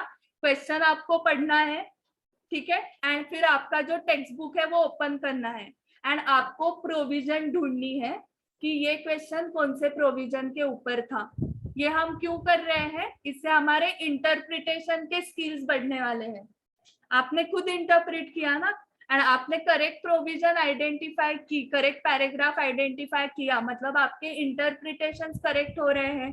आपको लॉ में समझा होगा कि इंटरप्रिटेशन आना चाहिए, करेक्ट। सिर्फ प्रोविजन ढूंढ के फायदा है क्या? ये सीए फाइनल का पेपर नहीं है ओपन बुक वाला। सीए फाइनल में एक ओपन बुक पेपर है जिसमें आप सारे बुक्स लेके जा सकते हो एग्जाम को। ओके, वैसा नहीं है सिर्फ इंटरप्रेट होके फायदा नहीं है, आगे क्या? सो फर्स्ट स्टेप में आप सिर्फ इंटरप्रेट करो एंड उस आंसर में, उस पैराग्राफ में जो कीवर्ड्स है वो अंडरलाइन करो, हाईलाइट कीवर्ड्स, ठीक है। फर्स्ट रीडिंग में मैं खुद से रिकॉलिंग नहीं एक्सपेक्ट कर रही हूँ, लेकिन आपको प्रोविजन तो आइडेंटिफाई होने चाहिए ना। आप क्या करते हो? क्वेश्चन पढ़ के इमीडिएटली आंसर रीड करना स्टार्ट करते हो। सो यहाँ पे खुद का दिमाग कुछ लगता ही नहीं है। फिर इमीडिएटली आंसर रीड मत करो, प्रोविजन खुद आइडेंटिफाई करो एंड वो प्रोविजन, वो पैराग्राफ उनके आंसर के साथ आप कंपेयर करोगे कि बराबर आपने पैराग्राफ आइडेंटिफाई किया है या नहीं। तो कॉन्फिडेंस आएगा क्या, मुझे बताओ। लॉ की पढ़ाई करते वक्त आपने डायरेक्टली आंसर रीड किया तो कॉन्फिडेंस आता है क्या? अरे बाप रे, ये कैसे रिकॉल होगा ये पहले मन में आता है, करेक्ट। बट खुद से प्रोविजन आइडेंटिफाई की तो कॉन्फिडेंस आएगा। फिर आप कीवर्ड्स हाईलाइट करो उस आंसर के, स्टेप बाय स्टेप में बता रही हूँ। फिर आपको रिकॉलिंग स्टार्ट करना है। सो इसमें भी आपको एबीसी एनालिसिस करना पड़ेगा। जो सिंपल है सी मार्क करो, जो डिफिकल्ट है वो बी मार्क करो, जो बहुत ही डिफिकल्ट है, रिकॉल ही नहीं हो रहे हैं, वो ए मार्क करो। एंड ए वाले क्वेश्चंस की आपको प्रॉपर राइटिंग प्रैक्टिस करनी पड़ेगी। इसमें प्रोविजन, फैक्ट्स, कंक्लूजन 3 पैराग्राफ्स होते हैं, वो आपको पता है, करेक्ट। फैक्ट्स को आप डायरेक्टली कॉपी करना है। कंक्लूजन एक लाइन आपको लिखने को आती है इंग्लिश में, करेक्ट। सो उसका भी प्रॉब्लम नहीं है। सो मेन प्रॉब्लम स्टूडेंट को जाता है प्रोविजन के पैराग्राफ में। सो आपने सिर्फ ए टाइप के क्वेश्चन की प्रोविजंस लिखने की प्रैक्टिस की तो भी चलेगा बिना देख के, एंड बी टाइप के की पॉइंट सिर्फ लिखे तो भी चलेगा। एंड ये ओरली करना है सी, क्योंकि मुझे भी पता है आप 30 क्वेश्चंस लिख के नहीं देख सकते हो ना पूरा, उतना टाइम नहीं है। सो इसलिए ए वाले प्रॉपर लिखोगे प्रोविजन का पैराग्राफ, बी वाले कीवर्ड्स लिखोगे एंड सी वाले सिर्फ ओरली रिकॉल किया तो भी चलेगा। मैं रीडिंग बोल रही हूँ क्या? ओरली रिकॉल मतलब खुद से रिकॉल करो ओरली एंड कंपेयर करो उनके आंसर के साथ। ये कितने स्टूडेंट्स ने किया था दिसंबर के? और ये 4 to 5 टाइम्स है, वो तो बेसिक एजम्पशन है, वो मैंने स्टार्टिंग में ही बताया। हम सारे क्वेश्चन का ही ओरली रिकॉलिंग प्रैक्टिस करते हैं या रीडिंग ही करते हैं। मैक्सिमम तो रीडिंग ही होता है, रिकॉलिंग बहुत थोड़ा होता है। तो एग्जाम में क्या करना है सोचो, एग्जाम में रिकॉलिंग करना है। सो प्रैक्टिस की तो ही एग्जाम में रिकॉल होगा। डे 1 नहीं करना है आपको एग्जाम में, डायरेक्टली एग्जाम में जाके ट्राई करते हैं रिकॉलिंग, तो कैसे होगा? ओके, स्टूडेंट्स तो ऐसे रीडिंग करते हैं जैसे कि रीडिंग कंपटीशन ही अनाउंस की है आईसीएआई ने, कौन कितना फास्ट लॉ का मॉड्यूल पढ़ सकता है 3 घंटे में। इतना reading reading law, madam reading चल रहा है, लॉ का पढ़ाई रीडिंग चल रहा है। सो रीडिंग से नहीं होने वाला है, ये ऑलरेडी आपको पता चला है। सो जिस अटेम्प्ट में आप ये राइटिंग प्रैक्टिस करोगे उस अटेम्प्ट में पास होंगे, ऐसे ही मैं एंड में बता देती हूँ, तो आप देखो कौन से अटेम्प्ट में राइटिंग प्रैक्टिस करनी है। ठीक है, रिकॉलिंग कीवर्ड्स बताया, डेली करना है वो भी बताया। एंड बीसीआर तो क्या, बीसीआर में तो बहुत ही मजा है। हाँ, मराठी मीडियम के स्टूडेंट्स बोलते हैं कि मैम हम मराठी मीडियम से है ना, तो इंग्लिश हमारा वीक है इसलिए नहीं आता। ये हुआ मराठी मीडियम का। एंड इंग्लिश मीडियम के स्टूडेंट, मैम ये सब हमारा स्कूल में हो चुका है, ग्रामर वगैरह, तो इसकी प्रैक्टिस हमने की ही नहीं थी, तो उनको भी नहीं आता है। एंड मराठी मीडियम वालों को भी नहीं आता, क्योंकि वो भी प्रैक्टिस नहीं करते, क्योंकि हो चुका है ना सब स्कूल में, ग्रामर हो चुका है, राइटिंग स्किल हो चुका है, तो वो भी प्रैक्टिस नहीं करते। एंड मराठी मीडियम वाले ऑलरेडी डरते हैं। ओके, कल जो स्टूडेंट आया था उसको 301 मार्क्स है, एंड वो पंढरपुर से था, मराठी मीडियम का था। ओके, मैं खुद सीए सामने बैठी हूँ, मैं खुद मराठी मीडियम से हूँ, तो सीए होते ही नहीं है, ऐसा कैसे होगा ना फिर ऐसे। तो कुछ प्रॉब्लम नहीं आता है, आपको खुद को पता है ना, आप मराठी मीडियम से हो तो थोड़ा ज्यादा पढ़ाई करना है इंग्लिश का, सिंपल। मराठी आ गई ना, हिंदी आ गई तो इंग्लिश भी आ जाएगा। ठीक है, प्रैक्टिस करोगे तो आएगा ना, करेक्ट। तो ये इग्नोर मत करो, बीसीआर बहुत सारे स्टूडेंट्स इग्नोर करते हैं, वो स्कोरिंग होता है एक्चुअली। इंग्लिश का ग्रामर आपको प्रॉपर स्कूल में जैसे ग्रामर आपने किया था वैसा ही करना है, प्रॉपर सॉल्विंग प्रैक्टिस करने, जितने भी सेंटेंसेस आपको मिल रहे हैं उतने प्रैक्टिस करो। And writing format, writing skills के फॉर्मेट जो है उसकी प्रैक्टिस करते हो क्या आप? खुद से फॉर्मेट आपको लिखने पड़ेंगे। क्यों डाला है ये इंस्टीट्यूट ने? कुछ तो रीजन होगा। आपको सब टेक्निकली आ रहा है, बट आप एक फॉर्मल मेल आपके क्लाइंट को नहीं लिख सकते हो, तो कैसे फायदा?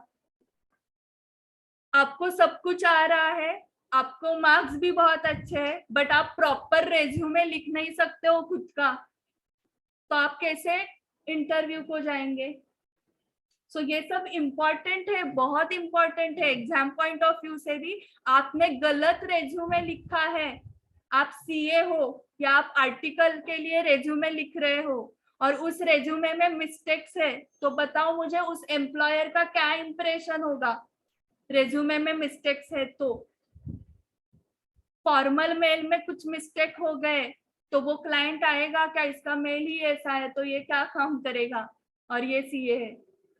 सो इसलिए वो प्रेजेंटेशन स्किल्स भी उतने ही इंपॉर्टेंट है। कम्युनिकेशन क्यों डाला है?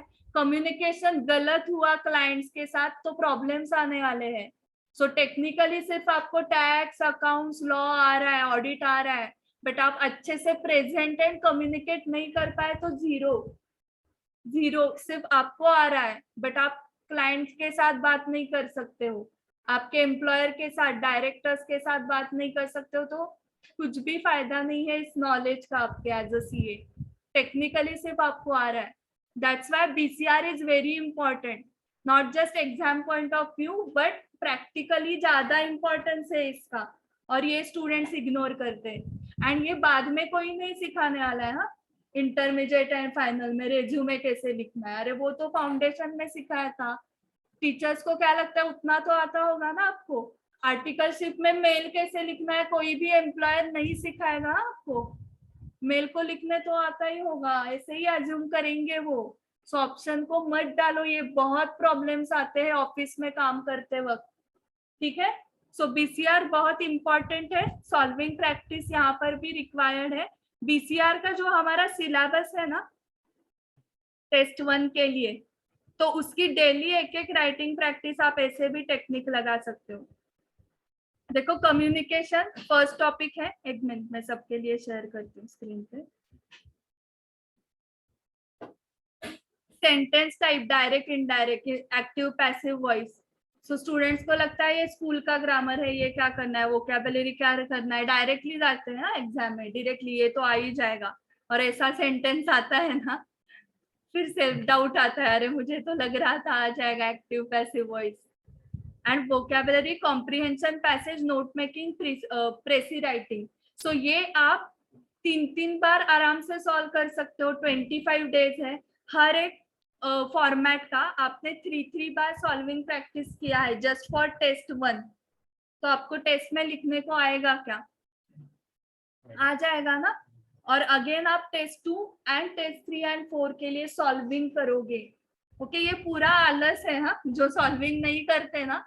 ओके, दोनों हाथ दिए हुए, आंखें है, सब है, सिर्फ आलस है कि आप नहीं कर रहे हो। ये करो सॉल्विंग प्रैक्टिस, फिर फेल हो ही नहीं सकते। फेल होने का रीजन वही है, आप लिख के नहीं देखते हो। यहाँ पे ब्लाइंड स्टूडेंट भी है जो सीए कर रहे हैं। मेरी खुद की स्टूडेंट है सीए फाइनल को, जो पूरी ब्लाइंड है, वेदिका पढ़ के फ्रॉम कोल्हापुर, और वो सीए फाइनल लेवल पे है। हमें तो सब दिया हुआ है।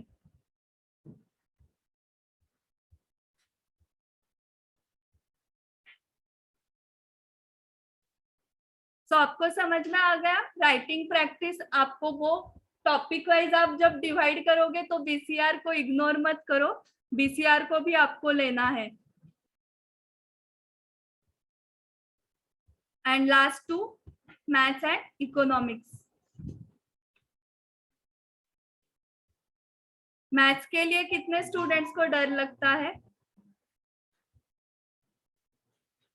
ओके, तो कुछ प्रॉब्लम नहीं, मैथ्स का डर तो मुझे भी था। ओके, बट उसमें सारे टॉपिक्स डिफिकल्ट है क्या, बताओ मुझे। मैथ्स में पूरा मैथ्स है का? नहीं। एलआर तो आ जाएगा आपको, स्टैटिस्टिक्स आ जाएगा। मैथ्स के कौन से टॉपिक्स डिफिकल्ट लगते हैं बताओ? परम्यूटेशन कॉम्बिनेशन और टाइम वैल्यू ऑफ मनी। नहीं, वो तो फाइनेंशियल मैनेजमेंट में आगे लगता है। हाँ,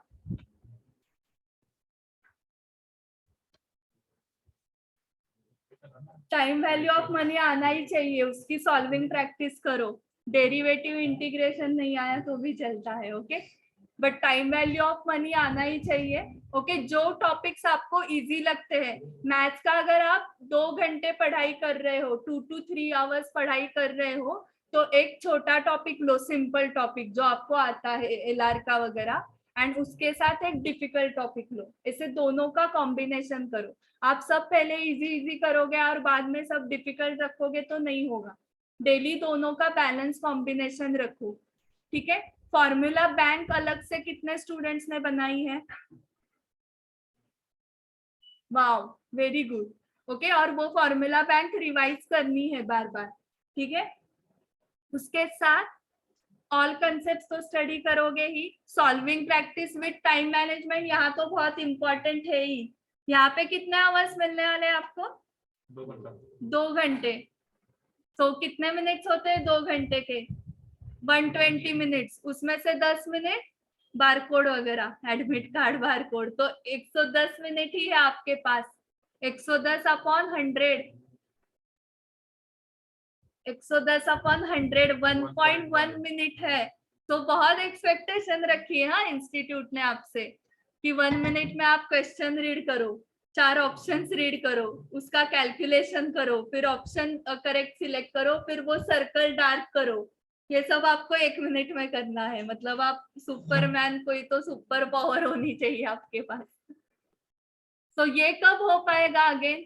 आप घर पे 10 क्वेश्चंस 10 मिनट्स का टाइमर लगा के देखो 10 एमसीक्यू हो रहे हैं क्या। इसलिए इसका भी सॉल्विंग प्रैक्टिस आपको टाइम मैनेजमेंट के साथ करना पड़ेगा घर पे। पहले तो कितने स्टूडेंट्स एमसीक्यू सॉल्व करते हैं, ये बेसिक है। एंड सॉल्व किया तो नेक्स्ट क्वेश्चन आता है, टाइमर लगाते हो क्या। And third thing, ABC analysis इसमें भी करना पड़ेगा। इसके लिए मॉड्यूल सफिशिएंट है, आपको पता है, बहुत सारे क्वेश्चंस है, बट उसमें ए बी और सी में डिवाइड करके रखो अभी से ही।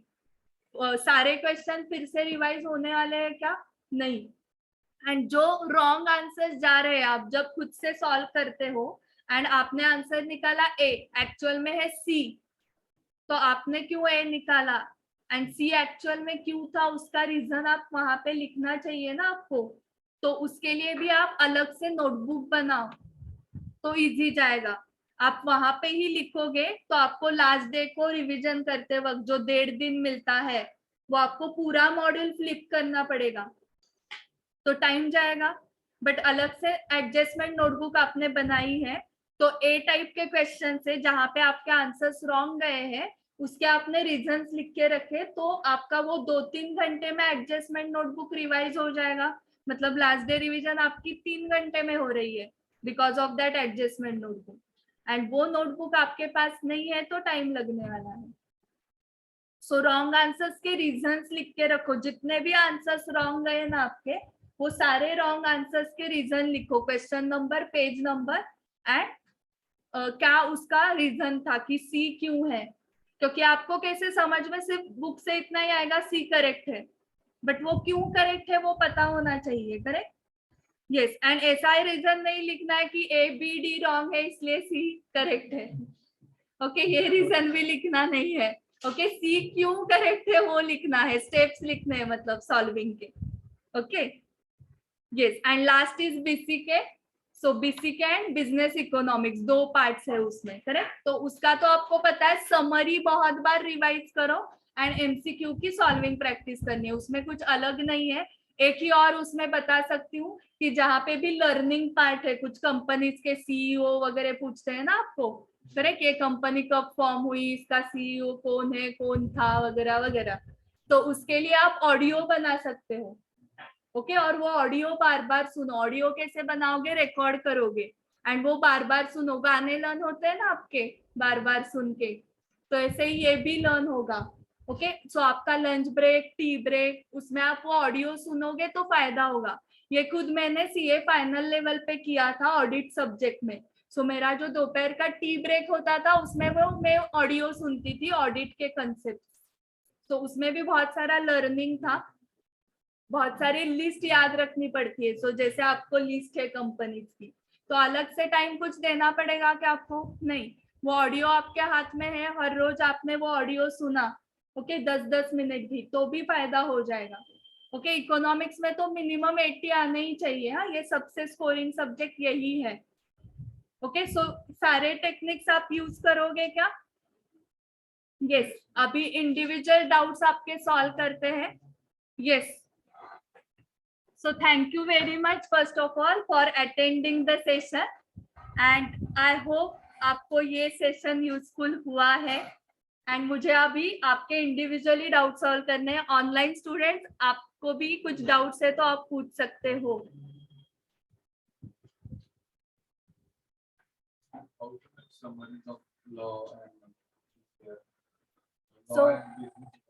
तो जब तुम फॉर एग्जाम्पल यूनिट 1 पढ़ोगे, इंडियन कॉन्ट्रैक्ट एक्ट का यूनिट 1 तुमने पढ़ा, ओके, प्लेन रीडिंग किया एंड इमीडिएटली उस यूनिट 1 के क्वेश्चन आंसर्स करने। पूरा कॉन्ट्रैक्ट एक्ट होने के बाद क्वेश्चन आंसर स्टार्ट मत करो।